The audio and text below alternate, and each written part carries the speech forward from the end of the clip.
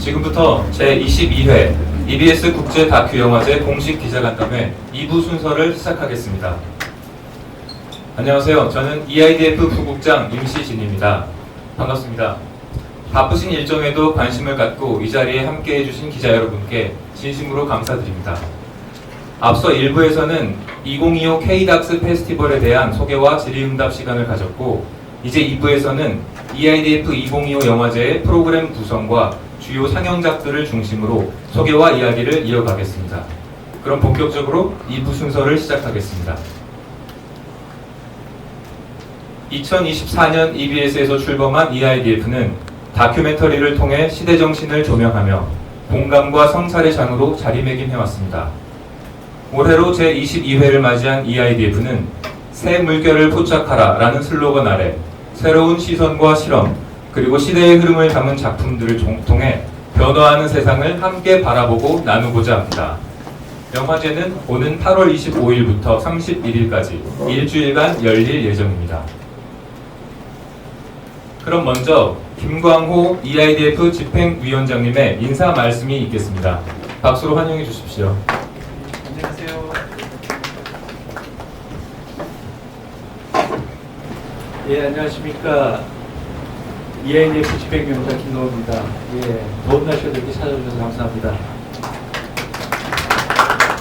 예, 매년 이 가장 더운 날씨에 행사를 진행을 하고 이렇게 기자간담회를 열게 돼서 한편으로는 송구한 마음도 있습니다. 그럼에도 불구하고 저희가 늘 준비하는 작품들이 여기 앉아 계시는 기자님들의 기사를 통해서 이 시청자와 관객들에게 좀 더 다가가서 그 열기가 영화제로 다시 이렇게 오는 선순환을 늘 느끼고 있기 때문에 늘 이 자리에 계신 기자님께 진심으로 감사를 드리고 있습니다.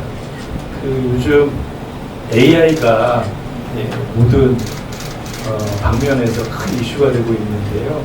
AI가 사람과 우리 사회를 어떻게 변화시킬지 사실은 우리 모두 막막할 따름인 것 같습니다. 그럼에도 불구하고 변하지 않는 것은 인간다움, 그리고 우리가 우리 스스로, 그리고 우리 사회를 스스로 돌아볼 수 있는 힘, 이런 것은 AI가 아무리 발전을 한다고 하더라도 변치 않을 우리가 지키고 우리가 함께 나누어야 될 가치인 것 같습니다.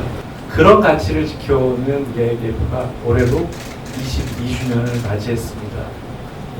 이 자리에 함께해 주신 여러분들도 그간 이 EIDF가 성장하고 발전하는 데 크게 기여해 주셨기 때문에 저희가 진심으로 감사드립니다. 얼마 전 저희가 관객들 대상으로 문화예술교육과 관련 다큐멘터리를 EIDF 일환으로 행사를 연 적이 있습니다. 그 자리를 꽉 메워주신 관객분들의 눈을 보며 다시 한번 다짐했습니다. EIDF는 영원해야 하며 그 영원함을 위해 우리 모두 또 열심히 뛰어야 되겠다. 오늘 이 자리에 인사말을 하러 나왔는데요. 지금까지는 제가 집행위원장으로서 느꼈던 소회를 말씀드린 거고요. 공식적인 자리인 만큼 공식적인 원고를 준비해서 그걸로 좀 말씀을 대신하도록 하겠습니다. 안녕하십니까. EIDF 집행위원장 김광호입니다. 바쁘신 일정에도 제22회 EBS 국제다큐영화제 기자간담회에 참석해 주신 기자 여러분께 진심으로 감사드립니다. 해마다 깊은 관심으로 영화제를 지켜봐 주시고 다큐멘터리의 가치를 함께 나눠주신 덕분에 EIDF는 한 걸음씩 성장할 수 있었습니다. 올해 EIDF는 새 물결을 포착하라는 슬로건 아래 다큐멘터리가 시대의 흐름을 어떻게 포착하고 어떤 시선으로 사회를 바라볼 수 있을지를 고민하며 보다 실험적이고 다층적인 작품들로 프로그램을 구성했습니다. 올해도 EIDF는 영화제와 제작지원 사업 두 축으로 나누어 입체적으로 운영됩니다. 영화제가 관객과 작품을 잇는 무대라면 제작지원 인더스트리는 창작자와 다큐멘터리 산업의 미래를 잇는 플랫폼입니다. 지속 가능한 다큐멘터리 생태계를 위한 첫걸음이 바로 여기에서 시작되고 있다고 자부하고 믿고 있습니다. EBS는 공영 미디어로서 그 여정에 함께하며 다큐멘터리의 미래를 만들어가고자 합니다.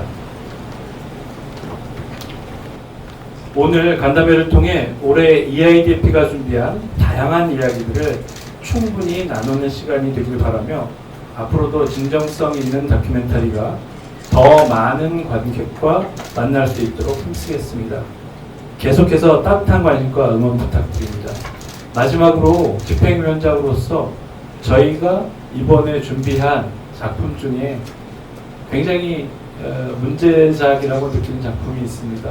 AI가 베르너 헤어조크의 감독을 작품을 모두 학습해서 그 AI가 내놓은 시나리오로 작품을 구성한 그런 작품들이 우리 올 EIDF의 슬로건처럼 새로운 그 흐름을 포착하는 단초가 될 것이라고 생각합니다. 앞으로도 계속 발전하고 변화하는 EIDF가 되겠습니다. 감사합니다.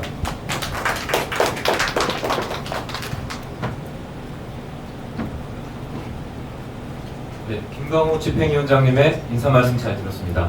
이제 본격적으로 영화제에 대한 자세한 내용을 소개해 드리겠습니다. 발표는 김동관 EIDF 사무국장님께서 해주시겠습니다. 네, 안녕하십니까. EIDF 사무국장 김동관입니다. 앉아서 진행하겠습니다. 제가 올해로 3년째 EIDF를 지금 맡아서 진행을 하고 있는데요. 어느덧 세 번째 기자간담회를 진행하다 보니까 낯익은 기자님들도 보이고 상당히 반갑습니다. 끊임없이 계속해서 관심 있게 가져주시고요. EIDF 성원해 주셔서 먼저 감사의 말씀 드리고요.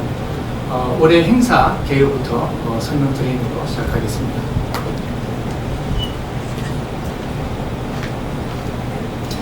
예, 올해 그 EIDF는 8월 25일 월요일부터 31일까지 일주일 동안 진행될 예정이고요. 올해는 총 35개국 62편의 작품을 수급했습니다. 작년에 저희가 53편의 작품을 수급했는데 올해는 대략 10편 이상의 작품을 확대해서 상영하게 됐습니다. 장소는 보시는 바와 같고요. 작년하고 좀 달라진 부분은 서울 상영관이 좀 달라졌습니다. 작년에는 이제 저희가 시내큐브, 작년과 재작년은 전부 서울 상영관 시내큐브였었는데요. 올해 같은 경우에는 이제 저희가 부대 행사라든지 또 다른 확장성을 좀 고려해서 복합문화공간입니다. 애무시네마에서 서울 상영관을 선정해서 상영을 하게 됐고요. 그 다음에 아시다시피 EIDF는 전 세계에서 유일하게 TV 플랫폼과 상영관 플랫폼 두 개를 동시에 아우르는 그런 영화제입니다. 그래서 올해도 TV를 통한 방송과 아울러서 또 이제 전문 상영관 상영을 아우르게 됐고요. 그 외에도 부대 행사가 있습니다. 매년 하듯이 저희가 야외 상영도 있고요. 주요 작품에 대해서는 작품 끝나고 나서 다큐 토크가 또 예정돼 있고, 그 다음에 올해 같은 경우에는 조금 색다르게 아카데미를 좀 구성했습니다. 고양시하고 공동 기획으로 신진 다큐 제작자들 대상으로 해서 아카데미를 좀 구성했습니다. 시상 내역을 보시면은 내년하고 좀 달라진 부분이 아르테 문화예술 다큐멘터리상 부분을 신설했습니다. 이건 역시 저희가 올해는 한국 문화예술교육진흥원과 협력 사업을 통해서 아르테 예술 다큐멘터리한 섹션을 신설하면서 특별히 그 문화예술 다큐멘터리 10편에 대해서는 우수상 1편과 특별상 1편을 선정해서 수상하게 됐습니다. 올해는 슬로건이 새 물결을 포착하라입니다. 사실 다큐멘터리는 저는 한마디로 그냥 이해의 시선과 동요다 이렇게 말씀을 드릴 수 있을 것 같은데요. 사실 다양한 시선과 또 이전과는 또 다른 각도에서의 시선, 이런 것이 결국에는 다큐멘터리 정신이 아닌가 생각이 됩니다. 워낙 세상이 빠르게 이렇게 급변하다 보니까 이 다큐멘터리 역시도 어제의 시선에 머물러서는 안 되는 그런 시대가 됐습니다. 소재 면에서나 아니면 제작 기법에 있어서나 정말 저것도 다큐멘터리가 맞나 하는 그런 영역의 다큐멘터리들도 다수 지금 만들어지고 있고요. 올해 EIDF에서는 이런 부분을 많이 반영을 했고요. 일종의 EIDF가 이런 부분에 있어서 선도를 해나간다는 선언적인 측면에서 새 물결을 포착하라라는 슬로건을 선정했습니다. 포스터 역시 이에 맞게 어울리는 컨셉으로 저희가 제작을 했는데요. 포스터를 직접 제작한 이영현 디자이너가 지금 여기 나와 있습니다. 그래서 본인의 입으로 포스터 제작의 컨셉과 배경에 대해서 한번 설명을 들어보도록 하겠습니다.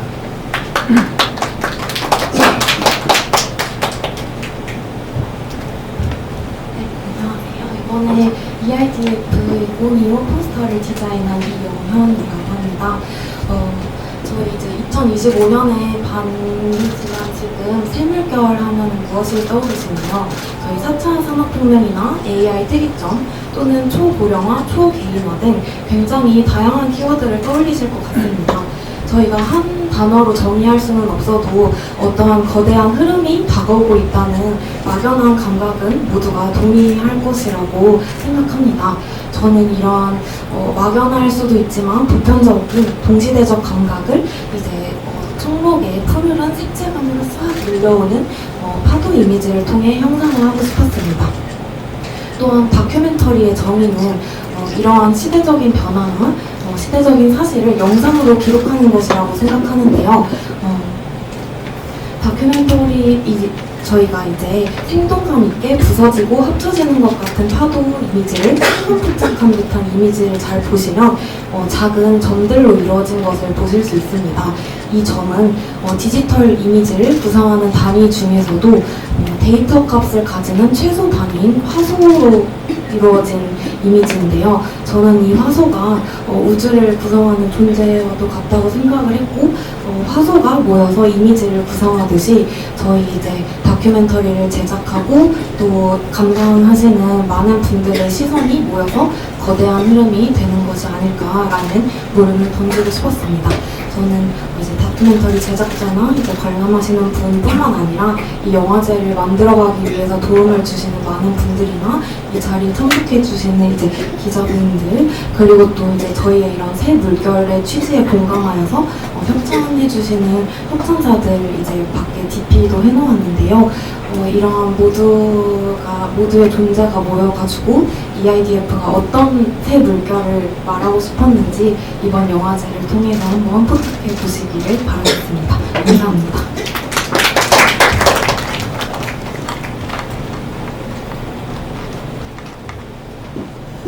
네, 그러면 잠시 올해의 EIDF 티저 트레일러를 함께 감상한 후 이어서 자세한 설명을 이어가도록 하겠습니다. 영상을 통해 올해 EIDF의 분위기가 한층 더 가까이 느껴지며 이제 정말 개막이 얼마 남지 않았다는 것이 실감납니다. 시청자와 관객 여러분들을 만날 그 순간까지 진심으로 기대하며 저희는 개막일까지 최선을 다해 준비하겠습니다. 그럼 국장님, 시청자와 관객 여러분들은 올해 EIDF를 어떤 방식으로 즐기실 수 있을까요? 영화제의 전반적인 진행 방식과 또 좀 자세히 설명을 부탁드립니다. 네. 올해도 개막식이 8월 25일 날 있습니다. 월요일 날 5시에 EBS 디지털 통합 사옥에서 개막식이 있는데요. 여기 계신 기자분들께서도 좀 많이 참석해 주셔서 저희 행사에 좀 힘을 많이 보태주시면 감사드리겠습니다. 아울러서 이제 작품의 전반적인 어떤 소개 내용을 담은 개막 방송이 25일 날 오후 9시 55분 예정되어 있고요. 앞서 말씀드린 대로 저희 그 영화제는 상영관 상영과 방송 두 개를 아우르고 있는 그런 영화제인데요. 일단 방송을 통해서 월요일부터 일요일까지 정규 방송 편성에 의해서 작품을 만나보실 수가 있고요. 예, 그리고 또한 그 상영관을 통해서 또 작품들을 만나보실 수가 있는데 목요일부터 일요일까지 4일 동안 상영관에서 상영 일정입니다. 앞서 말씀드린 것처럼 서울 상영관의 경우에는 복합문화 공간의 장점이 있어서 지하에 공연 시설이 있는 공간부터 또 상영관 그리고 북토크가 가능한 공간도 있고요. 야외 같은 경우에는 또 밤에 야간 스크린도 가능한 그러한 모든 것들이 가능한 복합문화 공간에 장점을 최대한 살려서 저희가 기획을 했습니다.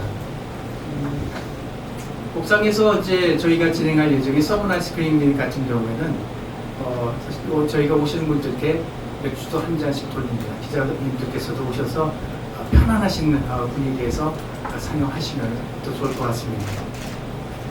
그리고 저희가 매년 하는 의미 있는 행사입니다. 야외 상영인데요.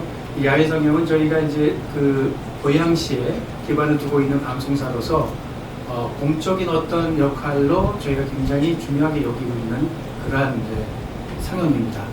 아울러서 이제 고양시 역시도 지역 주민들에게 기여한다는 의미에서 저희하고 몇 년 동안 같이 공동 기획을 해서 진행하고 있는 행사입니다. 올해도 목요일부터 토요일까지 3회차에 걸쳐서 진행할 예정입니다. 네, 이렇게 다양한 방식으로 EIDF를 만나보실 수 있습니다. 이어서 기자님들께서 가장 관심을 가지실 부분인데요. 올해 경쟁작을 심사할 심사위원분들은 어떤 분들인지 국장님께서 계속해서 소개해 주시겠습니다. 예, 먼저 그 페스티벌 초이스 경쟁 부문에서 이창재 감독이자 교수님이죠. 아마 여러분들도 많이 아실 겁니다. 길 위에서라든지 노무현입니다 등 다수의 흥행 성공작을 만든 제작한 감독이자 지금 현재 중앙대학교 첨단영상대학원 대학원장이기도 합니다. 올해 심사위원장입니다. 그 다음에 오베 옌센인데요. 저분도 정말 지명도가 굉장히 높은 분이죠. EDN이라고 하는 유로피안 다큐멘터리 네트워크라고 하죠. 유럽에서 가장 큰 다큐멘터리 제작자들의 모임입니다. 여기에 사무국장을 역임했었고, 현재는 유럽에서 가장 큰 그 다큐멘터리 펀딩하는 그 기관 중에 하나인 노르딕 펀드의 또 매니저로 있습니다. 마르셀로 알데레테, 이분은 이제 남미를 기반으로 하고 있는 프로그래머인데요.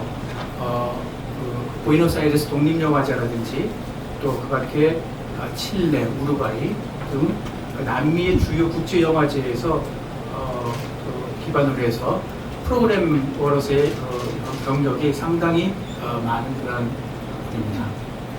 그 다음에 그 왓챠에서 왓챠 콘텐츠 기획과 또 콘텐츠 수급 전반적인 거에 대한 모든 걸 총괄하고 있는 왓챠 콘텐츠 그 그룹장이죠. 이우승 그룹장.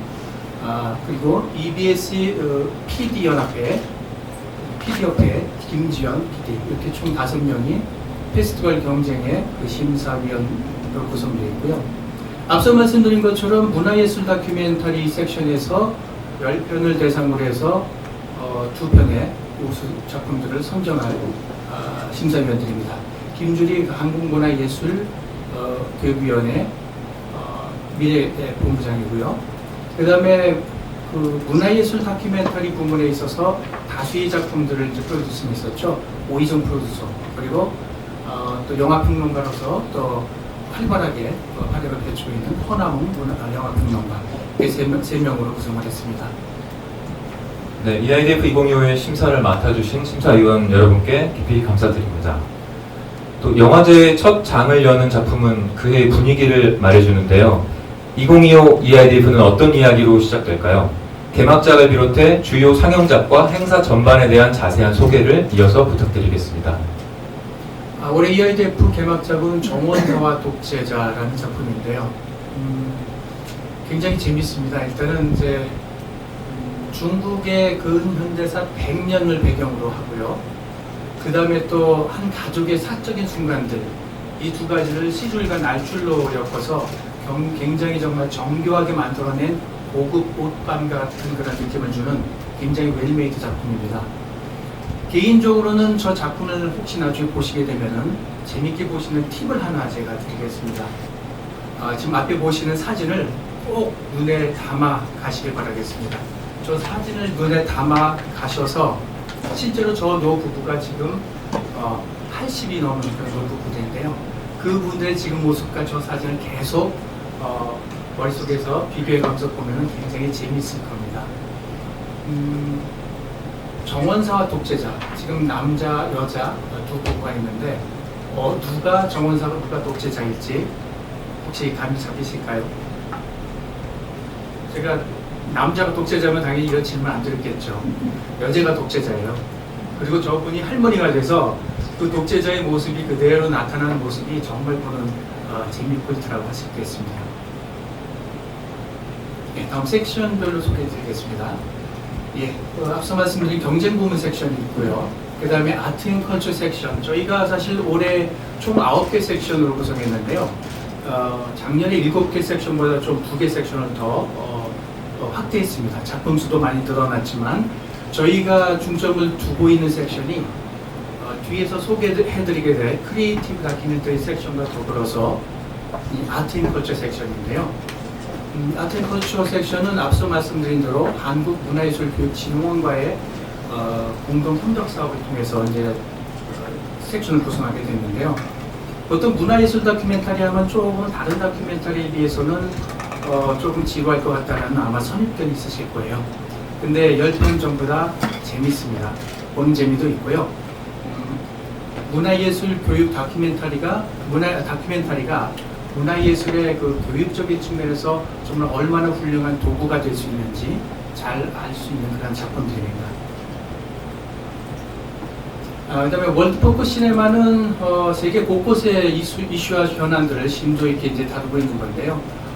주로 뭐 인권, 전쟁, 환경, 젠더 등과 같이 지금 현재 전 세계적으로 크게 이슈가 되고 있는 그런 작품들을 심도 있게 다루고 있는 그런 작품들로 구성했습니다. 다음에 아시아 커런트 섹션은 현재 아시아의 다큐멘터리 제작화 흐름과 방향성을 엿볼 수 있는 작품들로 구성된 그런 섹션입니다. 다음에 뉴 코리안 웨이브 섹션이 있는데 올해는 예년에 비해서 한국 다큐멘터리들이 많이 지금 포진해 있습니다. 그 중에서도 뉴 코리안 웨이브 섹션 같은 경우에는 이번에 출품한 게 첫 번째 작품이거나 아니면 두 번째 작품에 해당되는 신진 다큐 제작자들 중에서 상당히 유망한 제작자들의 수작들로 구성을 했습니다. 앞서 말씀드린 바와 같이 올해 굉장히 역점을 두고 있는 크리에이티브 다큐멘터리입니다. 올해 EIDF의 슬로건과 정신에 부합하는 그런 섹션인데요. 앞서서 이제 지핑 위원장께서도 설명을 드렸습니다만 AI와 다큐멘터리가 과연 이게 서로가 매칭이 되는 그런 영역일까 아마 의구심을 갖는 분들이 있을 텐데요. 실제로 AI를 활용한 다큐멘터리들이 전 세계적으로도 흔치가 않습니다. 그만큼 쉽지가 않다는 거겠죠. 예, 그럼에도 한번 이번에 저희가 수급한 작품 중에서 About a Hero라는 영문 제목명인데요. 한번 꼭 보시길 권장해 드리는 게 AI를 활용해서 다큐멘터리를 저렇게까지 만들 수 있구나 라는 것을 실제로 확인하실 수 있는 굉장한 수작입니다. 그리고 이제 애니메이션인데 어떻게 저게 다큐멘터리가 되지? 그리고 전체적으로는 이게 드라마적인 구성이고 작품인데 어떻게 저게 다큐멘터리가 되지? 이럴 만한 작품들이 이 크리에이티브 다큐멘터리에 포진해 있습니다. 그 다음에 이제 국내 거장 감독들의 신작이나 또 그들이 최근에 이제 이슈를 모은 작품들로 구성한 이제 마스터즈 섹션이 있는데요. 특이할 만한 거는 올해 그 아카데미 시상식에서 장편 다큐멘터리 부문에 상을 받은 노아더랜드라는 작품을 이번에 수급하게 됐습니다. 이 작품은 이제 이 작품의 수상에 불만을 품은 이스라엘군이 저 작품의 팔레스타인 감독을 직접 납치해서 오히려 굉장히 마케팅이 성공한 그런 영화죠. 한번 저것도 꼭 추천해드리고 싶습니다. 그 다음에 이제 단편화첩인데요. 총 10개의 그 단편들로 이제 저희가 구성한 섹션인데 이 섹션 같은 경우는 특히 그동안 저희 다큐멘터리 산업 발전에 정말 큰 공헌을 많이 했죠. 현대 홈쇼핑에서 꾸준히 그동안 신진 다큐작 제작자들을 위해서 정말 꾸준히 힘써주고 저희가 협력 사업을 오랫동안 했는데 올해도 이 단편 작품들에 대해서 3천만 원 규모의 상금을 지원하는 그런 큰 역할을 좀 하고 있습니다. 여기서 그 선정된 10편의 작품들에 대해서 총 3천만 원 규모의 상금이 주어지게 되겠습니다. 네, 설명만으로도 기대가 되지만 섹션별 주요 작품들을 영상으로 만나보시면 영화제의 분위기를 더욱 생생하게 느끼실 수 있을 겁니다. 네, 방금 함께 보신 것처럼 정말 기대되는 멋진 작품들이 많습니다. 이어서 프로그래머 추천작을 소개해 드릴 텐데요. 이원일 프로그램팀 팀장이 발표를 맡아주겠습니다. 네, 안녕하세요. 이아이드 프로그램 팀장 이원일이라고 합니다. 우선 저 혼자서 이제 그 프로그램을 전부 다 구성하지는 않았고요. 여기 계신 저희 김동관 사무국장님과 현건 총괄 프로듀서님께서 셋이서 같이 프로그래밍에 참여하게 되었습니다. 사담이지만 오늘 저와 저희 동관국장님의 의상이 상당히 비슷합니다. 의상에 대해서 단 한 번도 의논한 적이 없는데 아침에 보니 의상이 비슷하더라고요. 색감이. 이처럼 저희가 이렇게 합이 잘 맞았고 이 합이 이번에 프로그램 구성에서 시너지 효과를 좀 발휘하게 됐습니다. 네, 그 10작품 정도 프로그램 추천작을 뽑아봤는데요. 먼저 글을 찾아서라는 작품으로 앞서서 저희 김병호 위원장님과 김동관 사무국장님께서 설명해 주신 바로 그 AI 되는 작품입니다. 사실 이 작품에 대한 기본 정보 없이 본다면은 아 이거 베르너 헤어조크 감독의 신작이구나 라고 생각이 들 정도로 AI와 그 AI가 아닌 것에 대한 그 이질적인 그 괴리감, 충돌을 다룬 작품인데요. 사실 영화계뿐만 아니라 모든 미술계에서 지금 가장 핫한 이슈가 AI의 예술의 개입입니다. AI가 어디까지 예술에 개입할 수 있느냐 이러한 논쟁을 일으키는 작품이고 이 영화 상영 이후에는 AI에 대한 토크도 준비되어 있습니다. 네, 두 번째는 애니메이션 다큐멘터리입니다. 애니메이션과 다큐멘터리 되게 인상적인 조합이라고 할 수 있는데 이 애니메이션 다큐멘터리의 정전이 되는 또 작품이 있습니다. 2008년에 나왔던 바시르와 왈츠르라는 작품이 있는데 이 작품도 마치 바시르와 왈츠르의 계승장임을 자처하는 영화인 것 같습니다. 하지만 바시르와 왈츠르는 2008년작인데 그로부터 10몇 년이 지난 이후에 애니메이션 다큐멘터리라는 장르가 어떻게 발전했는지를 좀 주목해 볼 수 있는 영화입니다. 네, 세 번째는 빵 여자 그리고 꿈이라는 작품인데요.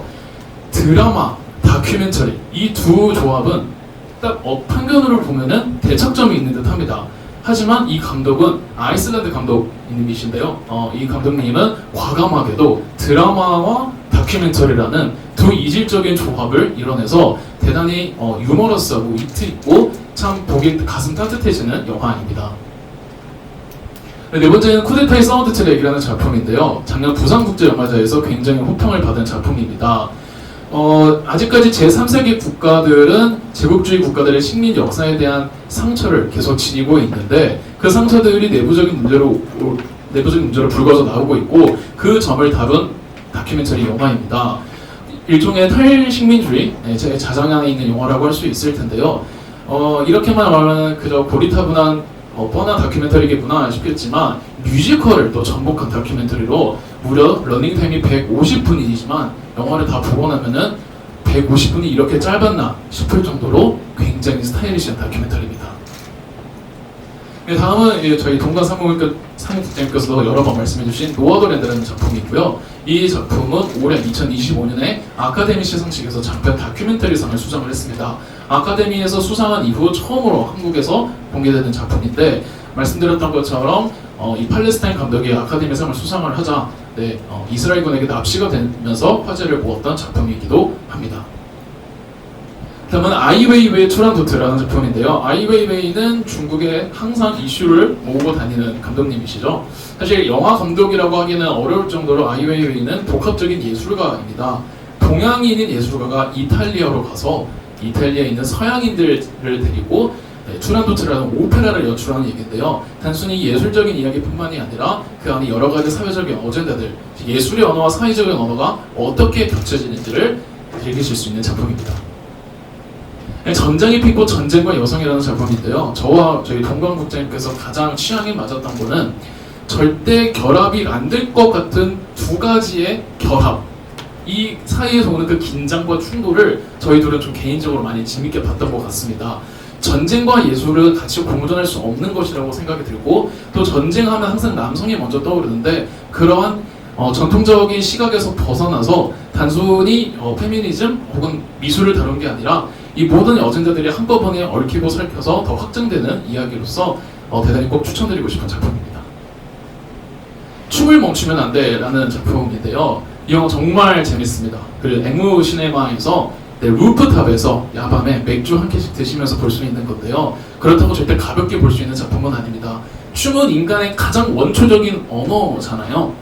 그래서 춤을 깊이 보다 보면은 인류학까지 번질 수가 있는데 단순히 춤을 즐기는 것이 아니라 인류학, 인류의 본질까지 탐구를 하는 그러면서도 위트와 재치를 잃지 않는, 놓치지 않는 작품입니다. 네, 우크라이나 전쟁 러시아의 눈이라는 작품입니다. 2022년에 터진 전쟁이 지금까지도 지속되고 있죠. 혹자는 러시아 우크라이나 전쟁이 언제적인데 계속 이 이야기를 하고 있느냐라고 말씀을 하실 수도 있겠지만 아직 전쟁은 진행 중이고 다큐멘터리의 숨기는 중 하나는 내가 몸담고 있는 공간이 아닌 다른 문화권에 대한 시선을 가질 수 있다라는 장점이 있다고 생각을 합니다. 이 점에서 우리도 어떤 다큐멘터리의 어떤 사회적인 의무 그리고 관람자의 의무까지, 관람자의 윤리까지도 고민해 볼 수 있는 작품입니다. 마지막은 하와이 첫 문장이라는 작품인데요. 하와이 첫 문장은 2024년 하반기에서 2025년 상반기에 전 세계 유수의 다큐멘터리 해외 영화제에서 매번 호평을 받은 작품입니다. 아프가니스탄 작품인데요. 아프가니스탄에서 우리 입장에서 보면은 대단히 소소한 일상의 꿈꾸는 가족이지만 그들에게 있어서는 그것이 매우 특별한, 더군다나 탈레반의 정권 장악 이후 그들의 꿈이 어떻게 파괴되는지 세계와 개인의 충돌을 다루는 작품입니다.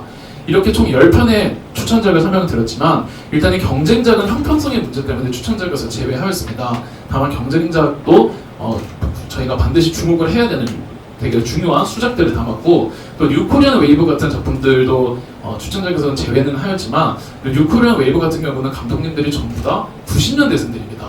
90년대생들이 만드는 다큐멘터리는 또 어떨지 그들의 성장까지 함께 동행해 주시고 단편 한 첩도 묶음 상영으로 상영이 될 예정이니 그 이외의 모든 저희 다큐멘터리 작품들에게 많은 관심 부탁드리도록 하겠습니다. 감사합니다.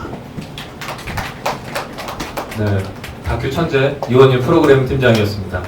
네, 이제 영화제를 한층 더 다채롭고 즐겁게 만들어줄 부대 행사들도 함께 살펴보겠습니다. 국장님 소개 부탁드리겠습니다. 영화제에서 또 빠뜨릴 수가 없는 게 이런 다양한 이벤트 부대 행사들입니다. 앞서 말씀드린 것처럼 개막작 상영, 또 야외 상영 이미 다 설명을 드려서 더 구체적인 부연 설명을 안 드리도록 하겠고요. 다큐 토크가 이제 작년에는 총 7회에 걸쳐서 저희가 다큐 토크를 구성했는데 올해는 11회로 확장했습니다. 그만큼 저희가 보여주고 싶은 영화도 많고요. 그 다음에 해드리고 싶은 말씀도 많고 한 그러한 의지가 담긴 그런 구성이고요. 그 다음에 서머나이 스크린이 앞서 말씀드린 대로 엘모 시네마 옥탑에서 있는 그 야외 성형입니다. 그 다음에 고양 다큐 아카데미 앞서 말씀드린 것처럼 고양 특례시와 같이 공동 기획을 해서 신진 다큐 그 감독들을 대상으로 해서 저희가 3차례 6회에 걸쳐서 3일 동안 저희가 커리큘럼을 구성했는데요. 프리 프로덕션, 그 다음에 프로덕션 단계, 그 다음에 포스트 프로덕션 단계 이렇게 세 단계에 걸쳐서 도움이 될 만한 그러한 커리큘럼을 구성을 했습니다. 그 다음에 그 다큐 원데이 클래스라는 거는 저희가 상영작 중에서 한 편 또는 다수의 작품들 주제와 연관되는 별도의 클래스를 이제 의미하는 건데요. 올해 같은 경우에는 저희가 환경과 관련된 다큐멘터리가 예년에 비해서 많이 지금 라인업 되어 있습니다. 한 4편 정도로 제가 지금 기억을 하고 있는데요. 그거와 연동해서 저희가 버려지는 폐품들을 이용해서 새로운 제품으로 이제 새 생명을 보유하는 이러한 그 클래스가 있습니다. 이것도 굉장히 재미있는 클래스이기 때문에 관심을 가지시면 좋을 것 같습니다. 네, 다양한 행사들이 어우러져서 더욱 기대되는 EIF가 될 것 같습니다. 한 가지가 북토크가 빠졌는데 북토크를 저희가 약간 생뚱맞은 느낌이 드실 수도 있는데요. 저희가 올해 그 새물결을 포착하라라는 슬로건에 걸맞게 언어 부분에 있어서도 최근에 신진 작가들 중에서 언어의 실험, 또 언어의 영역의 또 확대 이런 측면에서 굉장히 각광을 받고 있는 작가들이 들어 있습니다. 그래서 저희 영화제의 슬로건과 성격에 걸맞게 올해는 더 북토크도 구성을 했습니다. 네, 부대 행사들도 많이 기대해 주시고요. 지금까지는 완성된 작품들이 중심이었다면 이번에는 미완성작이 주인공이 되는 제작 지원 사업, 인더스트리에 대해 알아보겠습니다. 이번 발표도 국장님께서 해주시겠습니다. 예, 앞서 그 K-독스 페스티벌 에서도 이제 설명드린 바가 있습니다만 사실 영화제에서 EIDF 같은 경우 다른 타 영화제도 마찬가지지만 저희가 최근에 2개의 큰 플랫폼으로 저희가 운영되고 있습니다. 하나는 완성작들을 드디어 결실을 보게 하는 상영 플랫폼이 있고요. 그 다음에 이제 완성되지 않은 기획 단계 그리고 제작 단계에 있는 작품들이 우리 작품이 이런 작품이니 이걸 지금 기획하고 있습니다. 제작하고 있습니다. 많은 분들께서 관심을 가져주시고 제작 펀딩에 참여해 주시고 공동 제작에 관심을 가져주셨으면 좋겠습니다. 라는 취지의 그런 플랫폼이 제작 지원 플랫폼입니다. 저희가 이쪽 용어는 인더스트리라고 하죠. 사실 영화 제작들에게는 영화제에서 인더스트리 플랫폼은 조금 시청말로 얘기해서 먹을 게 많은 잔치냐 아니냐는 인더스트리가 얼만큼 큰 규모로 충실히 운영되냐 아니냐에 달려 있습니다. EIRF도 지금은 좀 미약하지만 점차 이쪽으로 영역을 좀 확대해 나갈 계획인데요. 일단 저희가 8월 23일 커뮤니티 하우스 마실에서 이제 저희가 피칭 행사를 진행할 예정인데요. 코카 신진 다큐멘터리 창작자 피치가 하나 있고요. 이거는 이제 중단편 다큐멘터리, 보통 저희가 다큐 영화에서는 60분 미만의 다큐멘터리를 의미합니다. 그 다큐멘터리를 대상으로 해서 저희가 피치 행사를 지금 예정하고 있고요. 글로벌 피칭 아카데미, 저희는 영피치라고 명칭하고 있는데요. 이거는 이제 신진 다큐 감독들에게 일종의 그 커리큘럼에 기반해서 저희가 교육을 하는 6개월 과정의 코스입니다. 여기에서 이제 저희가 우수 프로젝트로 선정되는 작품들에 대해서는 앞서도 이제 설명드렸습니다만 세계에서 가장 권위가 있는 암스테르담 다큐멘터리 영화제라든지 혹은 이제 셰필드 영국에서 또 유명한 셰필드 영화제에 같이 가서 이제 그쪽에서 교육을 받을 수 있는 기회를 제공하는 프로그램이 있습니다. 연계 프로그램으로는 이제 독립 PD를 대상으로 해서 저희가 이제 에디팅과 관련된 세미나를 또 이제 예정하고 있는데요. 또 관련된 자료는 뭐 시간 관계상 저희가 나눠드리는 자료로 대신하도록 하겠습니다. 네, 설명 이미 다 드렸습니다. 이거는 저희가 넘어가도 될 것 같습니다. 네, 이상으로 이제 EIRF 올해 EIRF 기자간담회 설명을 마치도록 하겠습니다. 네, 저희 인더스트리 하이라이트 영상을 준비했거든요. 부문별로 주요 프로젝트들을 영상으로 먼저 만나보실 수 있게 준비했습니다. 함께 네, 이 프로젝트에 참여한 작품들은 모두 피칭 무대에서 치열한 경쟁을 펼치게 됩니다. 네, 그럼 이어서 EIDF에 대해 궁금하신 점에 대해서 자유롭게 질문할 수 있는 시간을 갖겠습니다. 질문이 있으신 기자님께서는 손을 들어주시면 마이크를 전달해 드리겠습니다.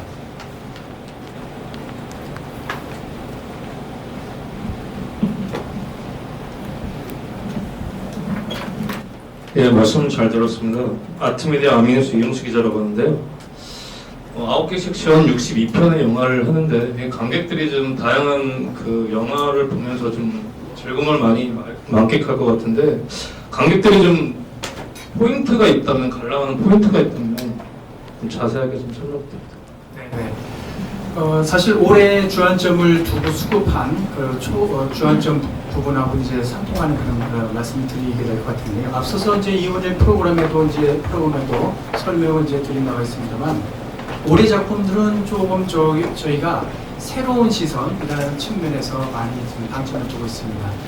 앞서서 이제 약간 이질적인 요소가 어떻게 저게 어울릴 수 있을까 하는데 정말 자연스럽게 어울리는 그런 요소들 많이 저희가 끌렸다는 말씀을 이번에 프로그램에 드렸듯이 올해 같은 경우는 제작 기법에 있어서도 이제 새로움이 있지만서도 제가 말씀드린 것처럼 바라보는 시선에 있어서도 이 새로운 시선이 많이 포착이 됐거든요. 예를 들면은 지금 앞서 추천작 중에서 러시안 앳워 같은 경우에는 그동안 우크라이나 전쟁은 주로 우크라이나 관점에서 주로 이야기가 됐습니다. 이번 작품은 러시아 쪽입니다. 러시아 쪽에서의 시선으로 저걸 한번 다뤄볼 생각을 우리는 그동안 잘 못했거든요. 그렇다고 저 영화가 러시아의 관점에서 이야기를 끌어가는 건 아니고요. 러시아 군대 안에 감독이 직접 들어갑니다. 그래서 그쪽에서의 시선을 있는 그대로 이제 보여주는 거죠. 러시아 군인들 가운데서는 도대체 이 전쟁을 왜 하는지 모르겠다는 그러한 이제 의견도 있고, 그러니까 그런 점에서 굉장히 새로운 시선인 거죠. 그리고 지금 여기에서는 소개가 되지 않았습니다만 나는 그의 딸이다 라는 작품 같은 경우는 95년도 3월달에 발생했던 사건이죠. 오음진리교회 지하철 살인 살인 사건이요. 그걸로 인해서 이제 그동안 모든 언론에서는 이제 가해자 피해자 그 프레임이 있어서 일방적으로 이제 그 피해자 측면에서 얘기를 했어요.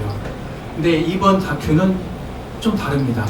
그렇다고 이제 가해자를 옹호하는 얘기는 절대 아니고요.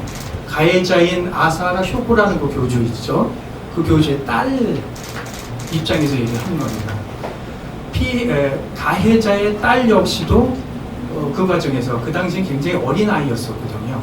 결국엔 또 하나의 피해자라는 거죠. 그 딸이 직접 주인공으로 쭉 출연하는데 사실 그런 시선은 이전에 저희가 볼 수 없었던 시선이더라고요. 그리고 앞서 말씀드린 것처럼 크리에이티브 다큐멘터리 같은 경우에는 도대체 저런 것들이 어떻게 우리가 기존에 알던 다큐멘터리지? 이런 것들이 있고요. 그래서 올해 같은 경우에는 62편 전체가 다 그런 작품들은 아니지만 예년에 비해서는 새로운 시선을 많이 느끼실 수 있는 그런 작품들이기 때문에 그 부분에 이제 포인트를 둬서 감상하시면 좋을 것 같습니다.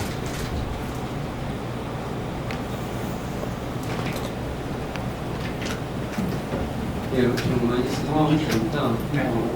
일단은 기본적으로 그런 작품들 반영을 하잖아요. 인베이스 같아서요. 방송도 반영을 하는 거잖아요. 네. 그런데 이번에 이제 작품들, 작품들의 이제 에디 앨리스 같은 경우는 그것도 방영을 치는 건지. 왜냐면은 이게 약간 트랜스젠더 주제 영화고. 맞습니다. 네네. 이게 과연 EBS에서 방영이 가능한 작품인지. 네네. 이게 좀 궁금하고요. 네네. 그리고 기본적으로 2022년도에 금정을 이야기 그 방영 안 받는 것 때문에 블랙리스트 단체들에서 그것이 어떤 질환 여건에 블랙리스트 사례로 제시를 하고 있거든요. 거기에 대한 EBS 입장이 좀 궁금해요. 두 번째 제가 다시 잘못 들었는데 잠시. 네, 여기 에디 앨리스 네, 됐고요. 두 번째는 2022년도에 금정글 이야기가 네네. 이게 방영 불가 판정이 나가지고 네네. 이게 방영이 안 된 것 때문에 네네. 블랙리스트 단체들에서 그것이 어떤 지난 정부의 어떤 블랙리스트였다 어떤 구체적인 사례로 하나 제시를 하고 있어요. 네, 지금 네. 뭐 어떤 여러 사례들 중에서 네. 여기에 대한 EBS 입장도 약간 뭐라 그럴까 그 상황에 대해서 좀 더 구체적으로 어떤 해명이나 하실 생각은 없으신지 좀 이게 그런 면에 대해서 좀 궁금합니다. 예, 일단 첫 번째 저희가 이제 총 올해도 62개 작품을 수급했는데 모든 작품이 다 방송이 되지 않고요.